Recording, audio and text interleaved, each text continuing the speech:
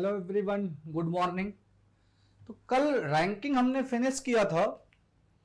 अब वनडे के point of view से मैंने कहा ये बैच जो है वो आपका वनडे के लिए है, ठीक है। तो यहां पर रैंकिंग ऑलरेडी हमारा फिनिश हो गया है। जब प्रॉपर बैच चलने लगेगा तो उसमें फिर से हम एक बार करेंगे, जिससे जो बैच बच्चे नए ज्वाइन करेंगे उनके लिए चीजें कवर होंगी। आज कोई टॉपिक नहीं स्टार्ट कर रहे हैं। आज वनडे एग्जाम्स में 2-3 टॉपिक जो मैक्सिमम क्वेश्चन आपका पूछा जाता है, जैसे वनडे एग्जाम्स में जो मैक्सिमम क्वेश्चन आपका पूछा जाता है वो 3 टॉपिक्स जो हैं बड़े आसान से हैं। सीरीज, श्रेणी परीक्षण, क्लासिफिकेशन, वर्गीकरण, या इसी को बोलते हैं ऑड वन आउट, विषम को निकालना, और एनालॉगी, ठीक है, सादृश्यता परीक्षण।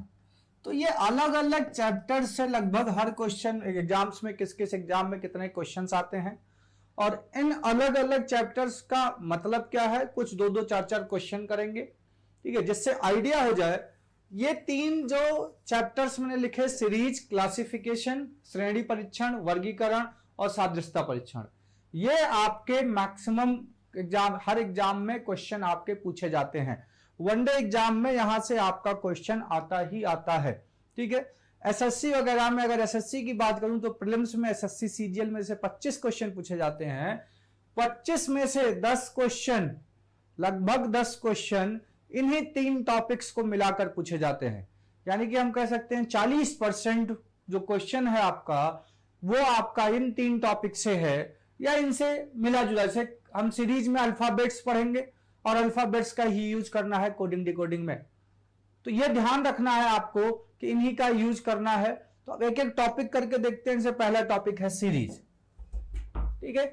सीरीज है, कुछ क्वेश्चन मैं लिख रहा हूं सीरीज के, एक बार आप देखिए। जिन लोगों ने पढ़ रखा है वो भी करें और जिन लोगों ने नहीं पढ़ रखा है वो भी कोशिश करें करने की। बड़े आसान से क्वेश्चन मैं लिख रहा हूं।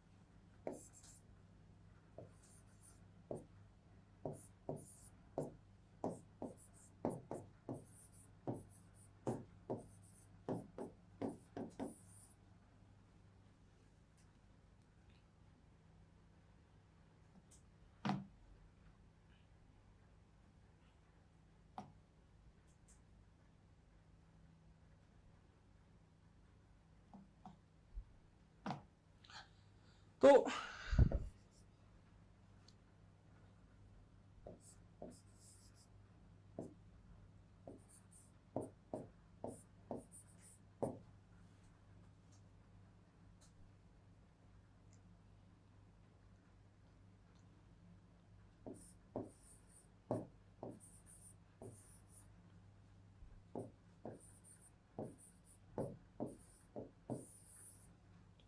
4 क्वेश्चन मैंने दिए हैं, बड़े आसान से क्वेश्चंस हैं, ठीक है।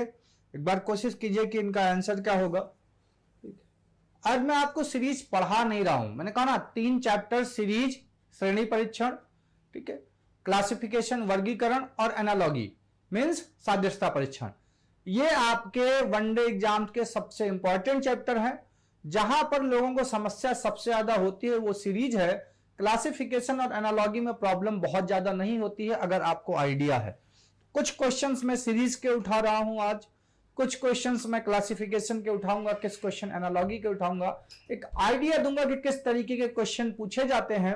जो जनरल क्वेश्चन है, आसान क्वेश्चन है, अगर पहले कभी भी नहीं पढ़ा है, थोड़ा सा मैथ्स का आइडिया है तो इजिली आप उसको कर सकते हैं। अगर जिन लोगों ने पढ़ रखा है उनको कोई प्रॉब्लम ऑलरेडी नहीं होगी। तो ये क्वेश्चंस हैं, एक बार इनको करिए और जो भी आंसर आ रहा है वो बताइए, ठीक है, फिर करते हैं। अभी तक किसी का आंसर नहीं आया है किसी भी क्वेश्चन का। 4 क्वेश्चंस मैंने दे रखे हैं। सीरीज का जो पहला तरीका होता है, डिफरेंट डिफरेंट टाइप के सीरीज हम पढ़ेंगे, डिवाइड भी पढ़ेंगे, मल्टीप्लीकेशन भी पढ़ेंगे। सिंपल सा कॉमन सेंस बेस्ड क्वेश्चन मैंने दिए हैं। ये आपके दो दिया हुआ है, फिर यहां पर आपका 4 दिया हुआ है, फिर 7 दिया हुआ है, फिर 11, फिर 16। जो सबसे पहला तरीका है हम अप्लाई करते हैं, हम देखते हैं कि ये डिफरेंस क्या है, या हम कहते हैं गैप बेस्ड क्वेश्चन। गैप देखते हैं लगातार 2 अंकों का, तो 2 और 4 है, इसका गैप 2 है। 4 और 7 है, इसका गैप 3 है। फिर 7 और 11 देखा तो इसका गैप 4 हो गया। 11 और 16 देखा तो इसका गैप 5 हो गया। ठीक है। अब 20 जितने लोगों ने बताया है, मुझे नहीं लगता है, मुझे आइडिया नहीं कि हाँ ठीक है 20 आपने कैसे बताया है। संदीप का 20 आया है, स्नेहा का भी 20 आया है। देखो 2, 4, 7, 11 ये 2 का गैप है, फिर गैप 3 का हो जाता है, फिर गैप 4 का हो जाता है, फिर गैप 5 का हो जाता है। यही चीज तो चल रही है। अगला गैप क्या होगा? अगला गैप 6 का होगा। अब अगला गैप 6 का होगा तो 16 और 6 कितना हो जाएगा भाई? ये 22 हो जाएगा। दूसरे तरीके से समझिए तो ये 2 बढ़ गया, 2 से 4 हो गया, फिर ये 3 बढ़ गया, 4 से 7 हो गया, फिर 4 बढ़ गया, 7 से 11 हो गया, फिर 5 बढ़ा 11 से 16, फिर 6 बढ़ना चाहिए, ये 22 हो गया। आई होप बात क्लियर है। ठीक है, स्नेहा, संदीप, ठीक है, आप लोगों ने 20 दिया है। फिर दूसरा क्वेश्चन है 2, 4, 8, 14, 22। फिर से वही चीज अगर देखें तो यहां पर ये 2 बढ़ रहा है, ये 4 बढ़ रहा है, या ये 2 का गैप है, ये 4 का गैप है, ये 6 का गैप है, ये 8 का गैप है। अगला गैप क्या होगा? 10 का। तो 2 का गैप है, 4 का गैप है, 6 का, 8 का, अगला गैप 10 का होगा। तो यहां पर क्या हो जाएगा आपका? 32 हो जाएगा। तो सेकंड का आंसर आपका 32 आया हुआ है। ठीक है, सेकंड का 32 आया हुआ है। संदीप का भी 32 आ गया है, आकाश का भी 32 आ गया सेकंड का। फर्स्ट वाले में देखना है कि इसने और संदीप दोनों लोगों ने आपने गलती कहां की है। ठीक है, तो सेकंड वाला आपका 32 आ गया। थर्ड अगर क्वेश्चन देखा जाए तो फिर से पहली चीज क्या करनी है? फिर से गैप देखना है। तो ये आपका 7 है, ये आपका 7 है, ये आपका 7 है, ये आपका 7 है। अब 31 में 7 का गैप यानी कि आगे और बढ़ जाएगा, तो ये आपका कितना हो जाएगा? 38। सबसे इजी क्वेश्चन यही था। जब हम पढ़ेंगे, मैंने कहा आज मैं आपको सीरियस टॉपिक नहीं पढ़ा रहा हूं, आपको एक तरीके से किस तरीके के क्वेश्चन आ रहे हैं उनसे आपकी एक मुलाकात, एक फ्रेंडली मुलाकात करा रहा हूं कि आपको आइडिया होना चाहिए। जिनको आइडिया है उनका एक प्रैक्टिस हो जाएगा। अब चौथे क्वेश्चन की बात करें तो चौथे क्वेश्चन में आपका कहा गया है, अब चौथे क्वेश्चन देखिए, सबसे अच्छा क्वेश्चन चौथा था। ठीक है, चौथे क्वेश्चन का किसी का आंसर आया हुआ है, चौथे का किसी का नहीं आया हुआ है। तो तीसरा जो है 3 तक क्लियर है बात, 3 तक किसी को आई होप डाउट नहीं है। तो मैं ये आपका इरेज कर दे रहा हूं। 3 तक के क्वेश्चन जो है वो मैं इरेज कर दे रहा हूं, फिर बात करेंगे चौथे की। चौथा क्वेश्चन जो है 5, 7, 14, 16, 32, 34 और ये वैल्यू आपसे पूछी गई।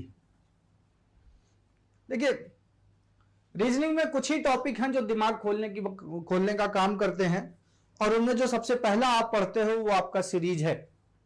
बहुत सारे चैप्टर्स हमें पढ़ने हैं, क्योंकि एसएससी जो है वो एक होता नहीं कि एसएससी बार बार लोग कहेंगे कि मैं एसएससी बोलता हूं। एसएससी इसलिए बोलता हूं वनडे एग्जाम्स में, क्योंकि एसएससी का सब लोग परिचित हैं एसएससी से, और एसएससी आपका सेंट्रल लेवल का, सेंट्रल गवर्नमेंट का एग्जाम है जो कि ऑल ओवर इंडिया में होता है। और रीजनिंग हो, मैथ्स हो, कहीं ना कहीं उसके क्वेश्चन या उसके सिलेबस को बाकी लोग फॉलो करते हैं।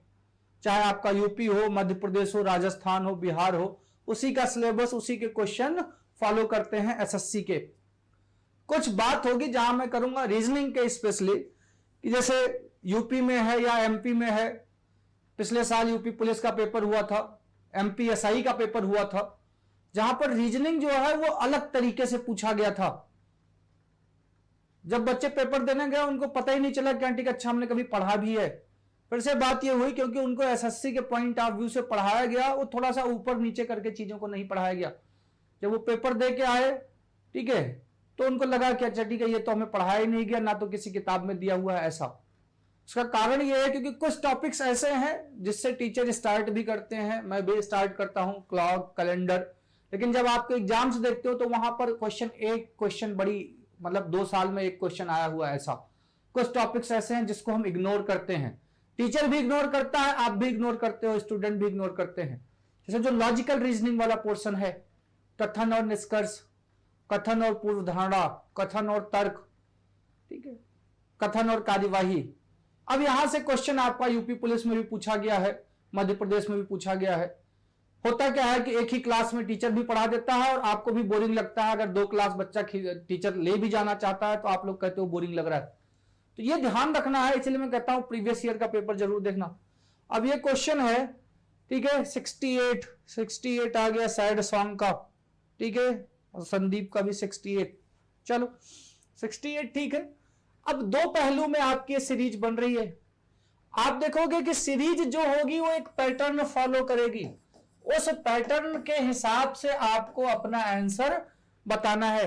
तो सबसे पहले जो हमारा काम है, हमें वो पैटर्न पता करना है कि ये सीरीज कौन सा पैटर्न फॉलो कर रही है। तो मैंने कहा सीरीज में जो सबसे पहला काम करते हैं वो गैप देखते हैं।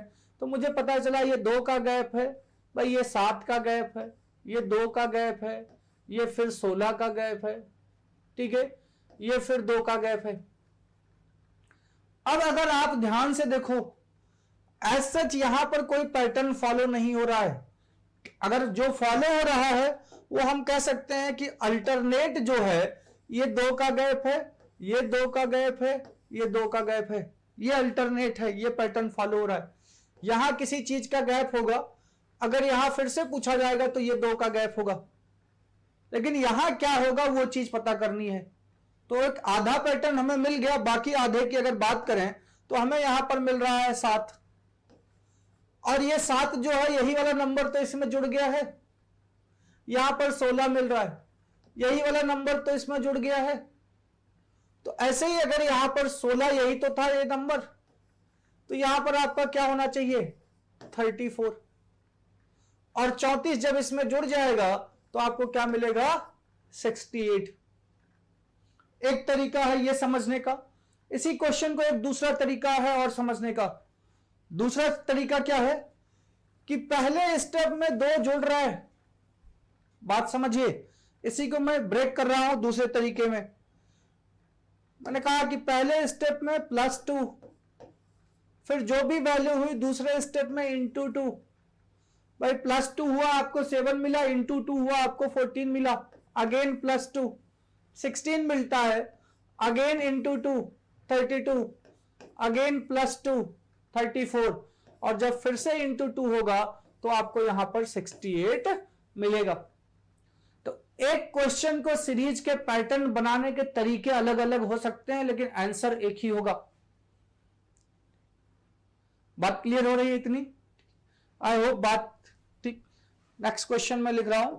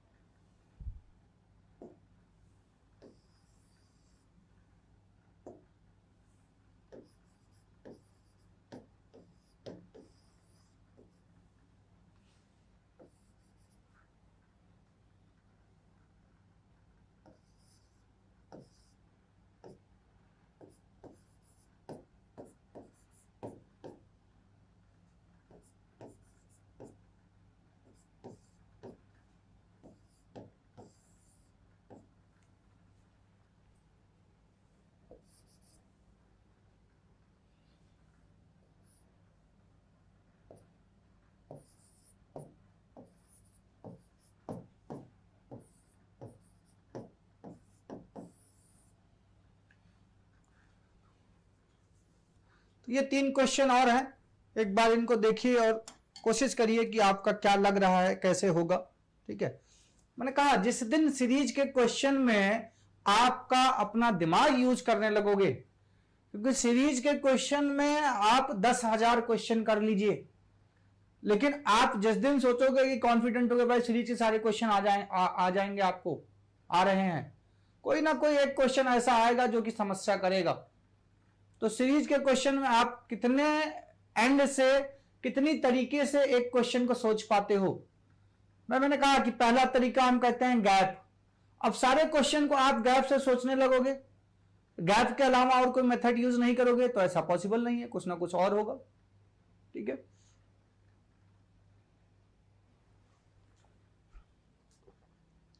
आकाश का आया है 240,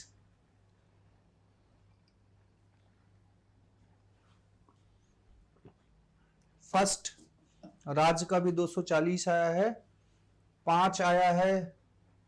ओके, सेकंड का 5 आकाश का,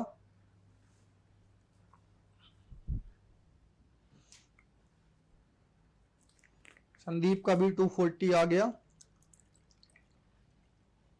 आकाश का आ गया 125 थर्ड का आई थिंक। ठीक है, चलो देखते हैं। देखो कुछ टॉपिक्स ऐसे होंगे सीरीज वगैरह में, इतने क्वेश्चन मैं आपको प्रैक्टिस करवा दूंगा। ठीक है, जिन लोगों ने ऑफलाइन क्लासेस ली हुई होंगी, रीजनिंग में जनरली आपको जो समय दिया जाता है, मैंने बहुत सारे इंस्टीट्यूट में पढ़ाया है। ठीक है, अभी तो वनडे में मैं कम पढ़ाता हूं, यूपीएससी की क्लासेस में ज्यादा पढ़ाता हूं, लेकिन स्टार्टिंग ऑब्वियसली वनडे से की गई थी। तो वहां पर एक टाइम लिमिट दिया होता था, वो कहते थे 40 घंटे में आपको रीजनिंग खत्म करनी है। अब 40 घंटे में रीजनिंग खत्म करनी है, कभी कभी क्या होता था कि भाई 40 घंटे के बजाय 2 घंटे ज्यादा लग गए, 42 घंटे, तो हमें पेमेंट 40 घंटे की मिलती थी, क्योंकि वो बोलते थे भाई वो आपकी गलती है कि 2 घंटे ज्यादा लग गए। तो वहां पर क्या है कि वो, ठीक है, बहुत सारी कोचिंगों में, सारी कोचिंगों में नहीं कहूंगा, लेकिन अधिकतर कोचिंगों में ये कंडीशन रखी जाती है कि आपको इतने घंटे में ये चीज खत्म करनी है। अगर समय ज्यादा लग रहा है तो 2 चीजें बोलते हैं, एक तो बोलते हैं हमारा टाइम पे सिलेबस पूरा नहीं होगा, आप टाइम ज्यादा क्यों ले रहे हो, दूसरी चीज पेमेंट नहीं करते वो 2 घंटे की। इसीलिए मैंने जब बात हुई थी पढ़ाने की यहाँ रीजनिंग की, मैंने आपको कहा कि मैं वनडे की क्लासेस अभी नहीं लेता हूं। मैंने पहली कंडीशन ये रखी थी कि भाई टाइम प्रॉपर हो, क्योंकि जब आप पढ़ा रहे हो तो रीजनिंग में प्रैक्टिस है, ऐसा कोई कॉन्सेप्ट नहीं है, 1-2 चैप्टर छोड़ के जो मैथमेटिकल बेस्ड है। इसीलिए आप देखोगे जितने लोग पढ़ाते हैं वो क्लॉक और कैलेंडर से स्टार्ट करते हैं, और क्लॉक और कैलेंडर को 5-5, 8-8 घंटे पढ़ाएंगे, 5-5, 8-8 घंटे कैलेंडर, 20 घंटे में क्लॉक और कैलेंडर। आप खुद सोचो किस एग्जाम में बैठे हो, डिफरेंट एग्जाम की आप लोग तैयारी कर रहे हो, कि पिछले 5 सालों में क्लॉक से कितने क्वेश्चन आए हैं और कैलेंडर से क्वेश्चन कितने आए हैं, और फिर जो क्वेश्चन आए हैं उनकी तुलना करो जो पढ़ाया गया है। क्लॉक में बड़े डिफिकल्ट क्वेश्चन आपको करा दिए जाते हैं, जो कि आपके एग्जाम के इतिहास में आज तक नहीं पूछा गया। क्यों? क्योंकि वहां पर मैथमेटिक्स लगती है, वहां समझाने के लिए कुछ है मैथमेटिक्स पॉइंट ऑफ व्यू से। आप खुद सोचो कि आपने अगर कोचिंग की है तो कथन और निष्कर्ष आपको कितने दिन पढ़ाया गया, कितने क्वेश्चन कराए गए, कथन और पूर्वधारणा कितने दिन पढ़ाया गया, कथन और तर्क कितने दिन पढ़ाया गया। अब इन टॉपिक्स को देखिए कि आपके एग्जाम में पूछे जाते हैं या नहीं पूछे जाते हैं। ठीक है, वो आपका आकलन है, आपका विश्लेषण है।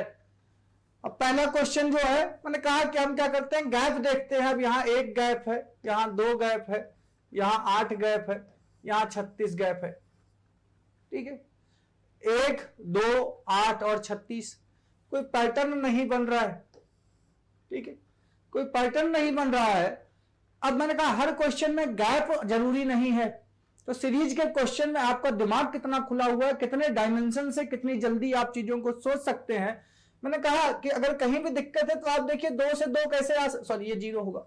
ठीक है, 2 से 2 कैसे आ सकता है, तो आप बोलोगे 2 से 2 का मतलब है 0 प्लस करो, 0 माइनस करो, या 1 से गुणा कर दो।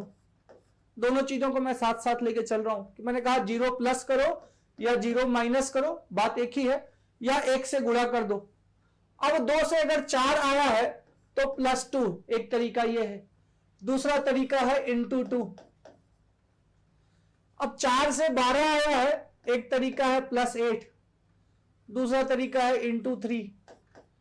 अब अगर इतना तक आप कर लिए हो, आपको पैटर्न समझ में आ जाएगा कि भाई ×2 ×1 ×2 ×3 मल्टीप्लाइड बाई अगला 4, ये वेरीफाई हो गया। 12 × 4 48, अगला क्या होगा 48 × 5, और 48 × 5 का मतलब हो गया 240।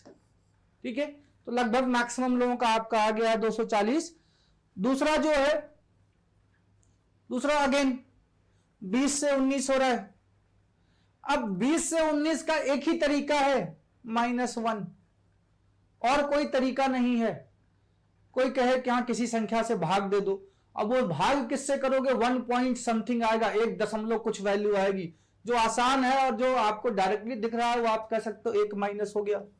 ऐसे 19 से 17 2 माइनस हो गया, 17 से 14 3 माइनस हो गया, 14 से 10 4 माइनस हो गया। आप देखो 1 माइनस हो रहा है, 2 माइनस हो रहा है, 3 माइनस हो रहा है, 4 माइनस हो रहा है, अगली बार 5 माइनस हो जाएगा, और 10 से जब 5 माइनस होगा तो आपका क्या बचेगा, 5 आ जाएगा। मैक्सिमम लोगों का आंसर आ चुका है। थर्ड क्वेश्चन बड़ा इंपॉर्टेंट क्वेश्चन है ये, और मैथ्स में आपको कहा भी जाएगा बार बार कि आप 20 तक के क्यूब आपको एटलीस्ट ध्यान होने चाहिए, याद होने चाहिए। 20 तक संख्याओं के घन आपको याद होने चाहिए कम से कम। इसके ऊपर अगर याद है तो वो आपके लिए बेनिफिशियल होंगे। अब अगर आपको 20 तक संख्याओं के घन याद हैं, तो मैंने कहा ये जो संख्या है ये 1 का क्यूब है, ये 2 का क्यूब है, ये 3 का क्यूब है, ये 4 का क्यूब है। पैटर्न बन रहा है ना, 1 का क्यूब, 2 का क्यूब, 3 का क्यूब, 4 का क्यूब, देन आपका 5 का क्यूब, और 5 का क्यूब क्या होता है आपका 125। मैंने कहा ये आपका इंपॉर्टेंट क्वेश्चन है। इंपॉर्टेंट इस क्वेश्चन के लिए नहीं है, क्योंकि ये तो डायरेक्ट है, अगर क्यूब पता है तो आप कर दोगे। इस पे अप्लाइड क्वेश्चन पूछे जाते हैं, इसके एप्लीकेशंस पूछे जाते हैं, इसलिए इंपॉर्टेंट है। मैंने कहा जब सीरीज में बताऊंगा तो क्यूब के 6 क्वेश्चन बनते हैं, ठीक है, प्रॉपर 6 ही क्वेश्चन बनते हैं, उसी में से संख्याएं बदल के आगे पीछे करके आपसे पूछा जा सकता है। अगर वो 6 क्वेश्चन कौन कौन से बनते हैं, किस तरीके से फॉलो होते हैं, अगर वो आपको पता है तो क्यूब के क्वेश्चन में कभी प्रॉब्लम नहीं होगी। तो सीरीज का आपका एक बेसिक ओवरव्यू था। मैंने कहा सीरीज आपका 2 पोर्शन में पूछा जाएगा, एक आपका नंबर सीरीज और दूसरा आपका अल्फाबेट सीरीज।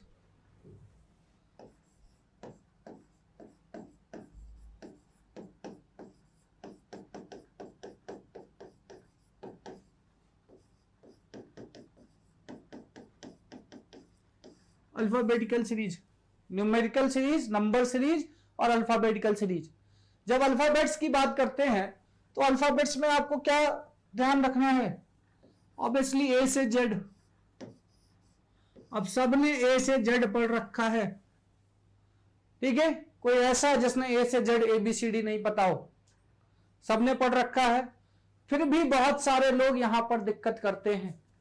इसलिए दिक्कत करते हैं क्योंकि उसको उन्होंने ABCD पता है, उसको उन्होंने इंग्लिश पॉइंट ऑफ व्यू से पढ़ रखा है, इंग्लिश अल्फाबेट्स के हिसाब से पढ़ रखा है। यहां पर आपको जो ध्यान रखना है, रीजनिंग में अल्फाबेट रिलेटेड 3-4 चैप्टर्स हैं। जैसे आपका एक अल्फाबेटिकल सीरीज है, फिर कोडिंग डिकोडिंग है, ठीक है, कोडिंग डिकोडिंग है। इसके अलावा आपका एक अल्फाबेटिकल रिलेटेड प्रॉब्लम, अक्षरों पर आधारित समस्या, एक अलग से चैप्टर है, उससे भी आपका क्वेश्चन पूछा जाता है। तो अगर यहां पर बस इतना पता है कि भाई ए से जेड तक कितने अल्फाबेट है, 26, अब ये सबको पता है। अब 26 अगर अल्फाबेट्स हैं, दूसरी चीज क्या पता होनी चाहिए, 26 हैं, इसमें लोग कहेंगे इसमें तो कोई नई बात है ही नहीं। नई बात क्या है कि अल्फाबेटिकल ऑर्डर। अल्फाबेटिकल ऑर्डर का मतलब क्या है कि भाई जब आप ABCD लिखते हो, ABCD, ठीक है, कहीं लास्ट में आप जाके XYZ लिखोगे तो टोटल 26 लेटर हैं। कौन सा अल्फाबेट, कौन सा अक्षर किस नंबर पर है। तो ए आपका सबसे पहले आ गया, मैं कह रहा हूं ए 1 पर है, बी दूसरे पर है तो बी 2 पर है, सी तीसरे पर है यानी कि सी 3 पर है, डी चौथे पर है। ऐसी एक्स जो है वो 24वें पर होगा, वाई आपका 25वें पर होगा, जेड आखिरी है तो जेड आपका 26वें पर होगा। बस यही चीज ध्यान रखनी है। अब अल्फाबेट सबने पढ़ रखा है इसलिए मैं आपको क्वेश्चन कुछ दे रहा हूं, बेसिक क्वेश्चन दे रहा हूं, ठीक है। अल्फाबेट के क्वेश्चंस आसान होते हैं कंपेयर टू न्यूमेरिकल सीरीज के, क्योंकि अल्फाबेट्स के पास में आपके पास लिमिट है, 26 से ज्यादा कुछ नहीं हो सकता है। लेकिन संख्याओं के साथ में लिमिट नहीं है, वो इनफाइनाइट तक बढ़ाते चले जाइए, घटाते चले जाइए, घटाते चले जाएंगे तो नेगेटिव चलते चले जाएंगे, बढ़ाते चले जाएंगे तो पॉजिटिव इन्फिनिटी तक। यहां पर 26 ही है तो इसीलिए इसके क्वेश्चंस आसान होते हैं, जबकि बहुत सारे लोग ऐसे हैं जो इसके क्वेश्चन डिफिकल्ट लगते हैं, ठीक है। चलिए मैं क्वेश्चन लिखता हूं, कोशिश कीजिए करने की।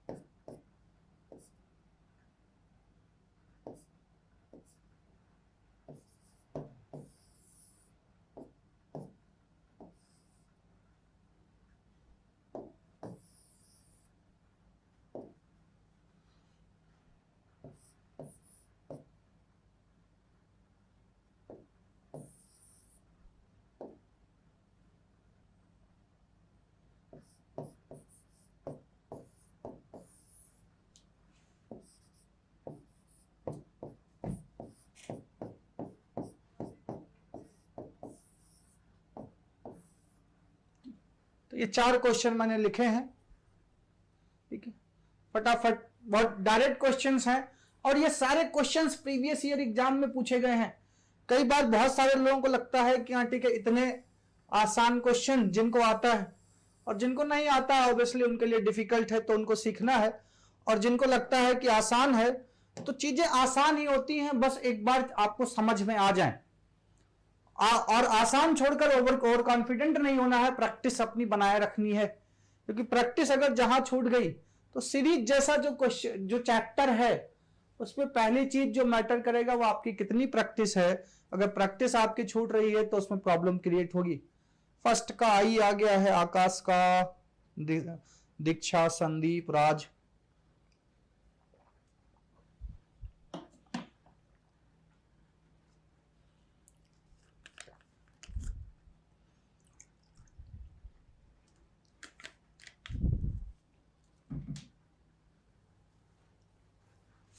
जब क्लासेस प्रॉपर स्टार्ट होंगी तो मेरी आदत है कि सीरीज के क्वेश्चन, कोई भी चैप्टर चल रहा है, हर क्लास में मैं 1 या 2 क्वेश्चन सीरीज के दे देता हूं, जिससे आपकी प्रैक्टिस बनी रहे। अब मान लीजिए कि अपनी 100 क्लास चली और 100 क्लास में सीरीज पढ़ाया तो पढ़ाया ही, मान लीजिए 5 क्लास सीरीज पढ़ाया। अगर 95 क्लास में मैंने 2-2 क्वेश्चन सीरीज के दे दिए तो 180 क्वेश्चन आपके प्रैक्टिस के लिए हो गए। और वो 2 क्वेश्चन मैं जो दूंगा वो आसान नहीं दूंगा और ना डिफिकल्ट दूंगा, वो ऑब्वियसली वो इंपॉर्टेंट क्वेश्चंस दूंगा, ठीक है। जो मेन मेरिट होगा कि किस आधार पर वो मैं 2 क्वेश्चन पर डे आपको दूंगा, वो होगा मेरिट किस चीज का, कि वो इंपॉर्टेंस के आधार पर। इजी है डिफिकल्ट है वो मैटर नहीं करता है।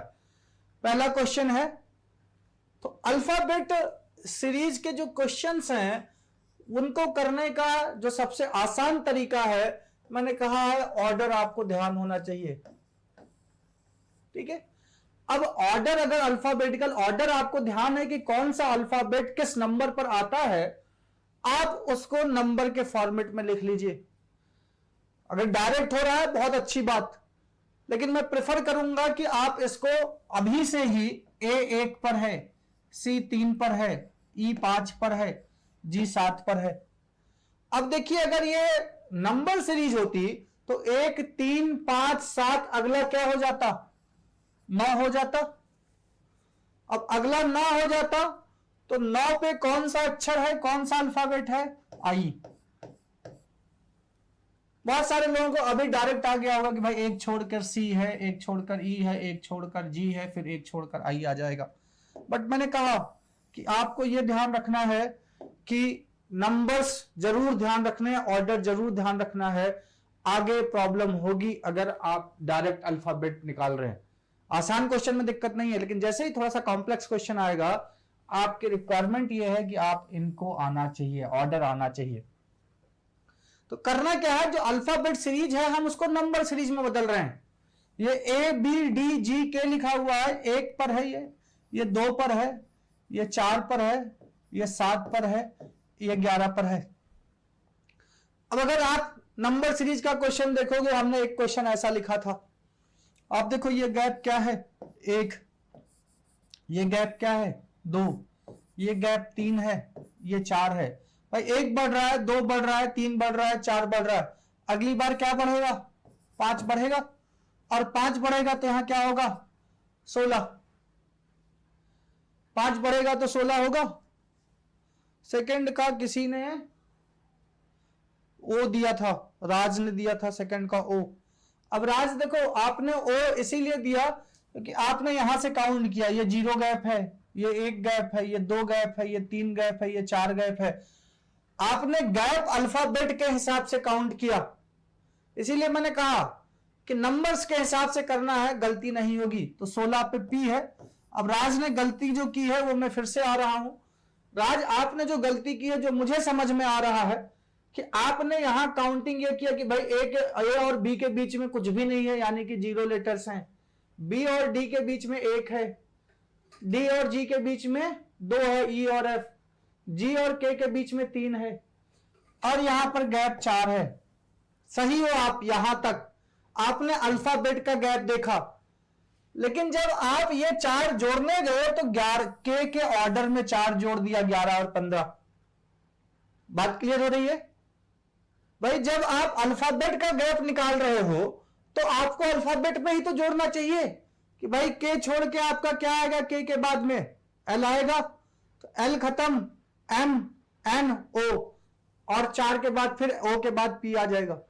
लेकिन गलती क्या हुई, गैप आपने यहां से देखा, लास्ट में आपको यह कैलकुलेट करना आसान लगा कि 11 में 4 जोड़ देते हैं, आपका ओ आ जाएगा।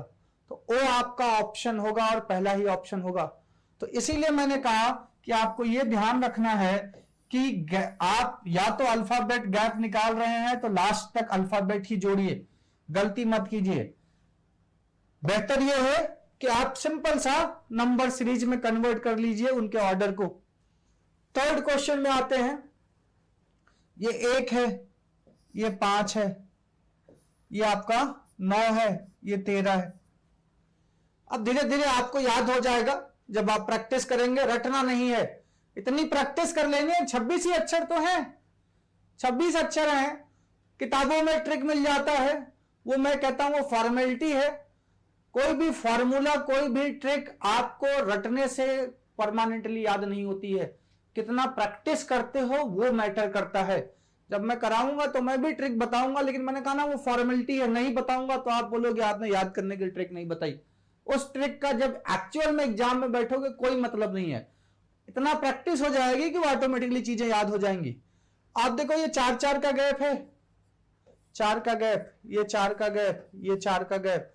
भाई 1 से 4 बढ़ा 5, 5 से 4 बढ़ा 9, 9 से 4 बढ़ा 13, 13 से 4 बढ़ेगा तो 17 आ जाएगा।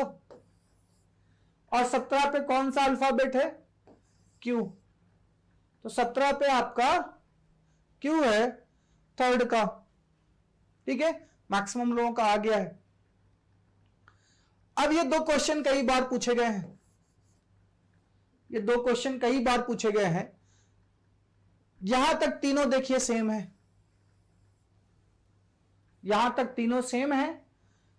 ये वैल्यू आपकी यहां क्यू देके यहां एम पूछता है, या यहां ये देके यहां यू दे रखा है। जो लास्ट वाला क्वेश्चन है उसमें कुछ सोचना ही नहीं है, ये आपकी वॉवेल की सीरीज है। भाई अक्षर जब आप पढ़ते हो, अल्फाबेट्स पढ़ते हो, चाहे हिंदी के चाहे अंग्रेजी के, तो दो तरीके के अल्फाबेट्स होते हैं, वावेल और कॉन्सोनेंट, स्वर और व्यंजन। तो आप देखो कि इंग्लिश में आपके 5 वावेल होते हैं, 5 स्वर होते हैं, ए ई आई ओ यू। ऑर्डर के हिसाब से सीक्वेंसिंग यही तो होती है, ए फिर ई फिर आई फिर ओ फिर यू।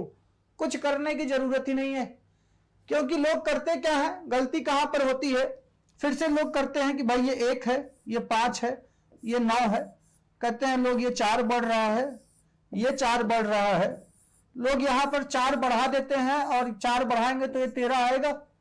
अब 13 पे एम है, पहला ही ऑप्शन एम होगा, आप एम लगा के चले आओगे। लेकिन जब कभी भी आपका जो मिसिंग टर्म है वो बीच वाला पूछा जाएगा, तो जो भी पैटर्न आप लगा रहे हो वो आगे आपको जाना है।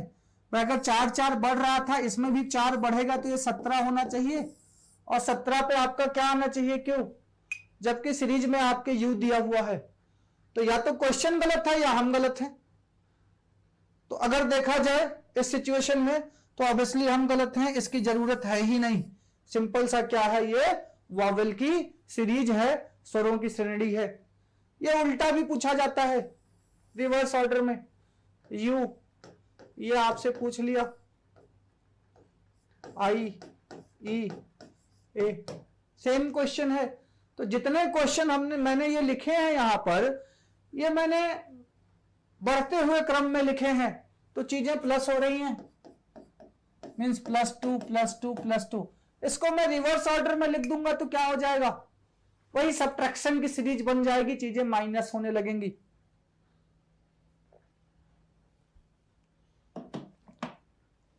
ठीक है, तो मैंने कहा अल्फाबेट और नंबर सीरीज। अब अल्फाबेट सीरीज में जो अभी मैंने 4 क्वेश्चन दिए, ये सिंगल सिंगल अल्फाबेट के हैं। कई बार क्या होता है कि ग्रुप ऑफ अल्फाबेट्स पूछा जाता है।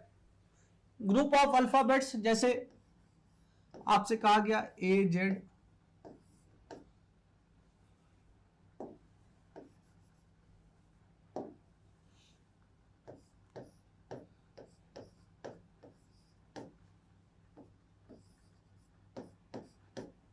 अगला क्या होगा,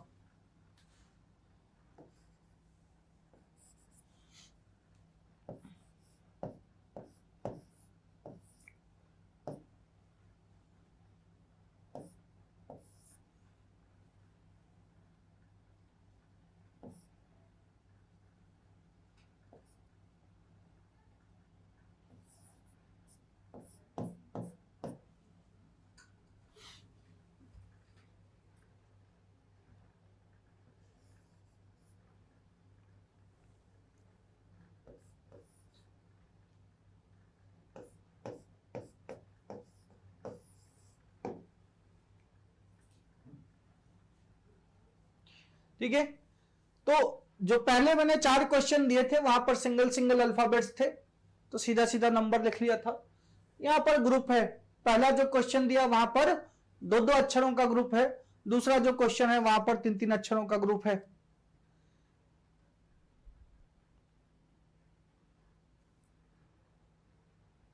फर्स्ट का IES आकाश, ओके।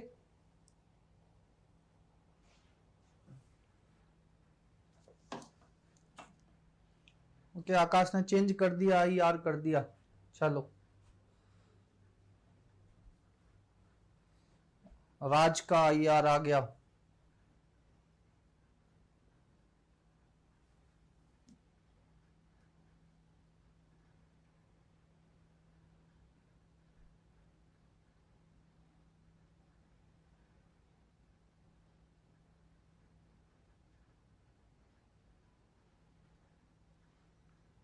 ठीक है, अगेन करना कुछ भी नहीं है। फिर से जब अल्फाबेट सीरीज की बात होती है तो लोगों को लगता है कि एक एक अल्फाबेट दिए हैं तो आसान होता है, 2-2 अल्फाबेट दिए हैं तो डिफिकल्ट हो गया। जितने ग्रुप बढ़ते चले जाएंगे, 2 का है तो आसान हो गया 1 की अपेक्षा, 3 का है तो 2 वाले से भी आसान हो गया, 4 का दे दिया जाएगा तो सबसे आसान हो गया। क्योंकि जब यहां पर क्वेश्चन बनाए जाते हैं तो सिंपल सी चीज ये है कि आपको ये नहीं देखना है इन दोनों में क्या रिलेशन है, आप ये सोचिए कि दो सीरीज बन रही है, एक सीरीज ये है, ठीक है। अब ए से सी हो रहा है, मैं ए की अगर नंबरिंग लिखूं तो ए 1 पर है, ये 3 पर है, ये 5 पर है, ये 7 पर है, दो दो बढ़ रहा है, +2 +2 +2, तो 1 से 3 हुआ, 3 से 5 हुआ, 5 से 7 हुआ, 7 से फिर 2 बढ़ेगा, और 2 बढ़ेगा आपका 9 आएगा। 9 पे कौन सा अल्फाबेट है? आई।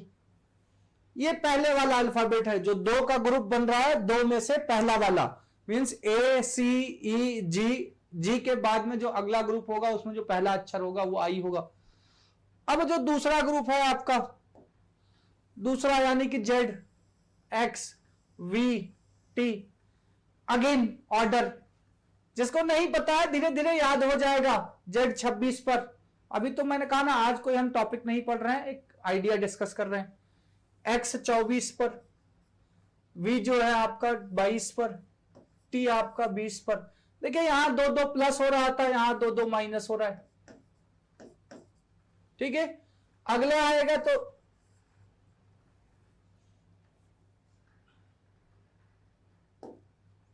अगला जब आपका आएगा तो यहां पर आपका -2 हो जाएगा, और ये -2 हो जाएगा तो ये 18 आ जाएगा, 18 पे आपका आर है, तो आई आर जो है वो आपका आंसर आ जाएगा इस केस में।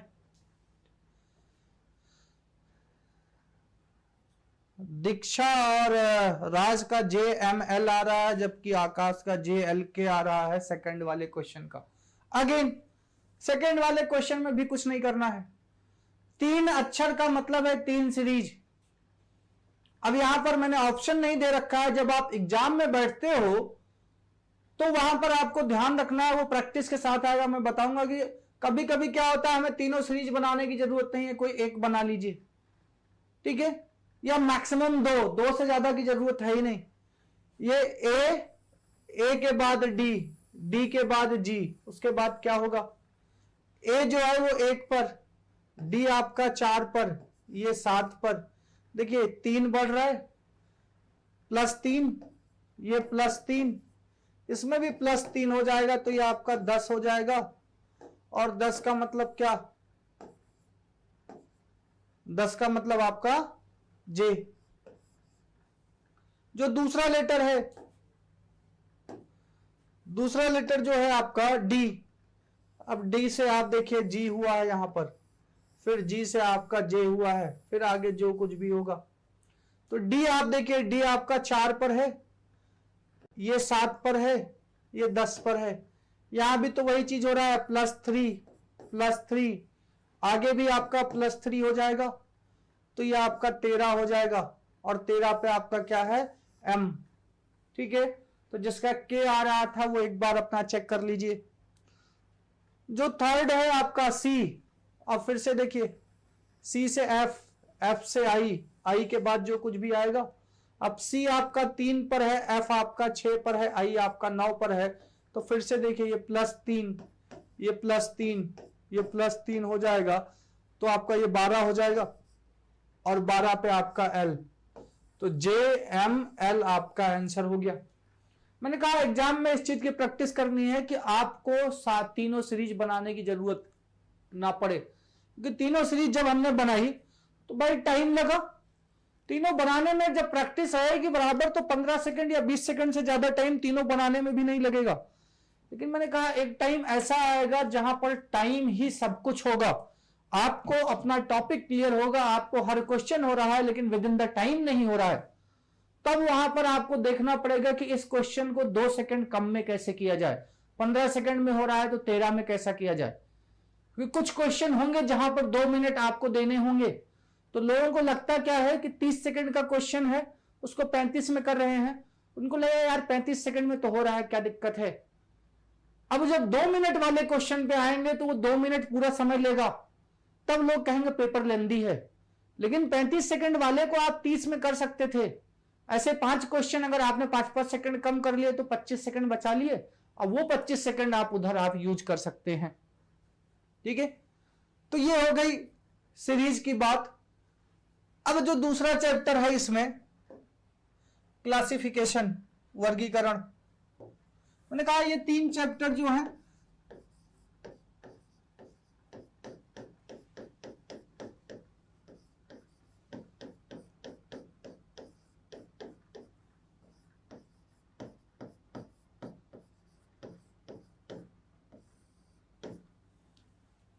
सीरीज पूछने का पर्पज एक और है कि सीरीज जो है वो आपके दिमाग को खोलता है, डेवलप करता है, आपकी सोचने की क्षमता को डेवलप करता है। आसान क्वेश्चन है तो आपको काम नहीं करना है, लेकिन डिफिकल्ट क्वेश्चन है तो आप डिफरेंट डिफरेंट तरीके के अप्रोच लगाओगे कैसे सॉल्व होगा। ठीक है, अब सीरीज अगर क्लियर है तो सीरीज में 2 चीजें क्लियर हो गई, एक तो संख्याएं क्लियर हो गई और एक अल्फाबेट क्लियर हो गए, नंबर्स क्लियर हो गए और अक्षर क्लियर हो गए, इंग्लिश अल्फाबेट्स। तो अब वर्गीकरण पर आते हैं। जो क्लासिफिकेशन है इसमें आपके डिफरेंट डिफरेंट आधार पे क्वेश्चन पूछे जाते हैं। पहला तो मैंने कहा नंबर सीरीज हमने ऑलरेडी देख लिया कैसे होता है। एक तो number based question, sorry, number based question. दूसरा इसमें आपका अल्फाबेट बेस्ड क्वेश्चन।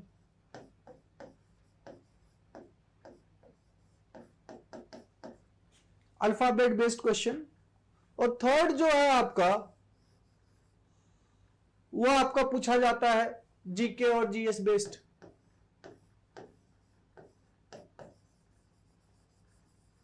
ठीक है, नंबर बेस्ड, अल्फाबेट बेस्ड और आपका जीके जीएस बेस्ड। कैसे कैसे क्वेश्चन पूछे जाते हैं एक एक एग्जांपल में लिख रहा हूं। नंबर बेस्ड क्वेश्चन में आपका जो क्वेश्चन का पैटर्न होगा, क्वेश्चन में कहा गया होगा कि नीचे 4 ऑप्शंस दिए गए हैं, आपके पास 4 विकल्प हैं, 4 में से 3 जो है वो किसी ना किसी मायने में एक दूसरे के समान है। 3 of them are similar to each other. The 4th one is different. Find the different one. तो 3 जो है वो एक दूसरे के समान है किसी ना किसी मायने में, चौथा अलग है, और जो अलग है उसको आपको बताना है, उसी को आपको क्लासिफाई करना है, उसी को आपको वर्गीकृत करना है। अब मैंने यहां लिखा पहला क्वेश्चन नंबर में ए ऑप्शन, बी, सी और डी।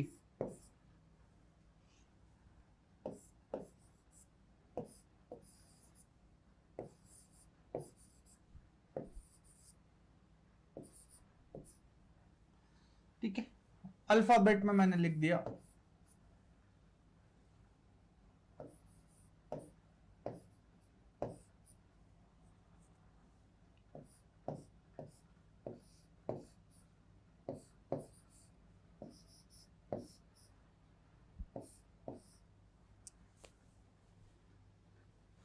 जी के जीएस बेस्ड में मैंने लिखा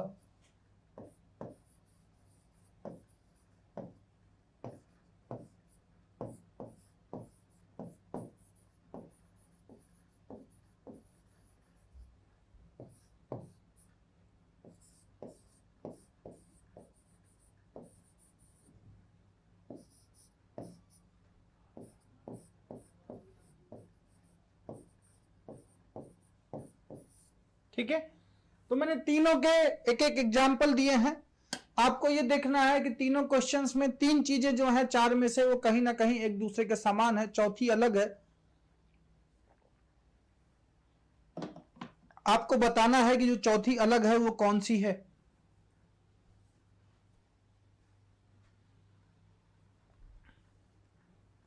पहला है नंबर्स। नंबर्स में डिफरेंट डिफरेंट तरीके के क्वेश्चन पूछे जाते हैं।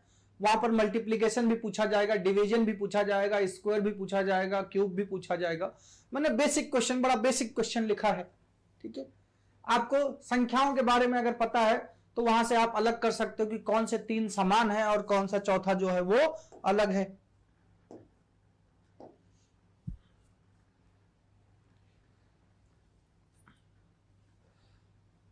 अब अगर यहां पर देखा जाए तो ये 3 जो हैं डायरेक्टली मुझे दिख रहा है कि 14, 18 और 24 ये तीनों जो हैं वो इवन नंबर हैं, सम संख्याएं हैं, सम संख्याएं हैं।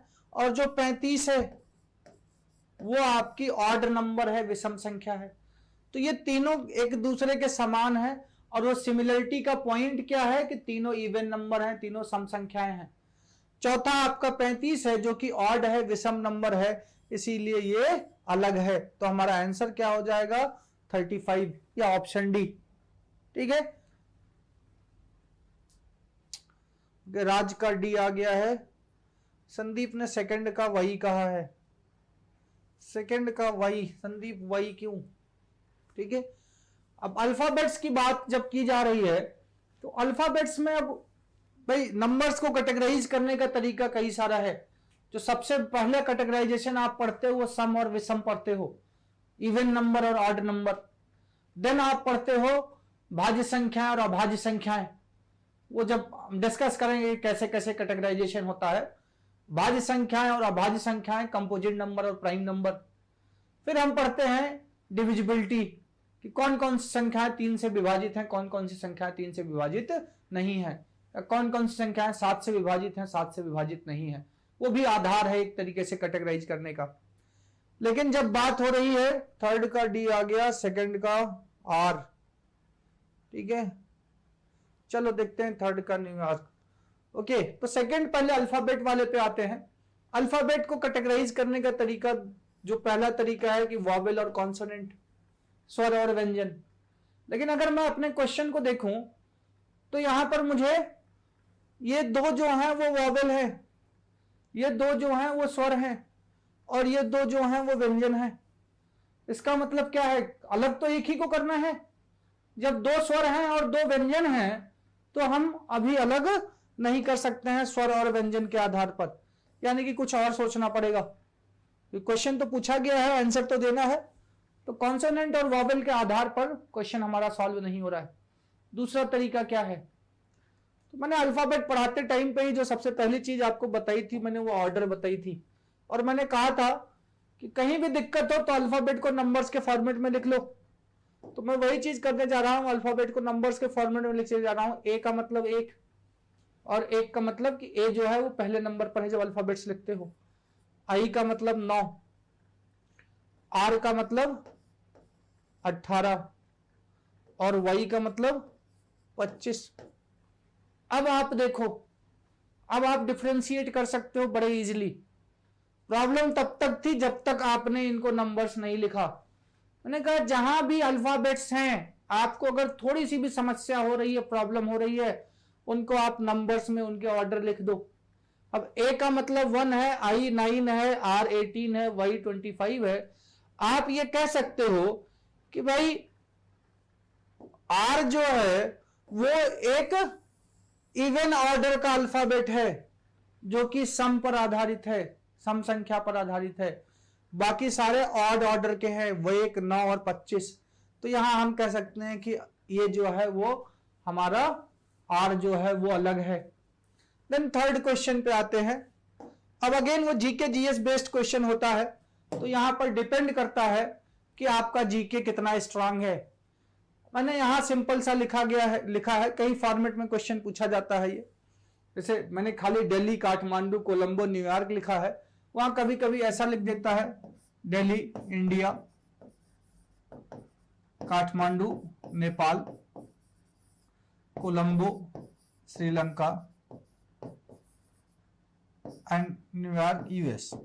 ठीक है, तो यहां अगर देखोगे आप तो दिल्ली जो है वो इंडिया की कैपिटल है, राजधानी है। काठमांडू जो है वो नेपाल की राजधानी है। कोलंबो जो है वो श्रीलंका की राजधानी है। लेकिन जो न्यूयॉर्क है वो यूएस की राजधानी नहीं है, और इसीलिए ये हमारा आंसर है कि ये अलग है। बाकी जो तीनों दे रखा है वो किसी ना किसी देश की कैपिटल है। न्यूयॉर्क जो है वो कैपिटल नहीं है। अब बहुत सारे लोगों को ये नहीं पता है कि अमेरिका की राजधानी क्या है, तो वहां पर उनके लिए प्रॉब्लम है। ठीक है, बहुत सारे लोगों को न्यूयॉर्क बड़ी फेमस सिटी है, तो इसीलिए लोगों को लगता है कि हाँ ठीक है, न्यूयॉर्क जो है वो यूएस की कैपिटल है। बहुत सारे लोगों को लगता है। चलो एक क्वेश्चन मैं पूछ लेता हूं, ऑस्ट्रेलिया की कैपिटल क्या है? जितने लोगों को पता है ऑस्ट्रेलिया की कैपिटल क्या है, फटाफट आप कमेंट कर दीजिए। ऑस्ट्रेलिया की बहुत सारी सिटीज को हम जानते हैं, ऐसे ही साउथ अफ्रीका की बहुत सारी सिटीज को जानते हैं। ऑस्ट्रेलिया की कैपिटल क्या है? हाँ दीक्षा, आपके तीनों सही हैं, गुड। ठीक है, ऑस्ट्रेलिया की कैपिटल, ऑस्ट्रेलिया की बहुत सारी सिटीज हमें पता है क्योंकि वहां भी क्रिकेट बहुत खेला जाता है और हमारे यहां भी क्रिकेट बहुत खेला जाता है। तो ऑस्ट्रेलिया की कैपिटल,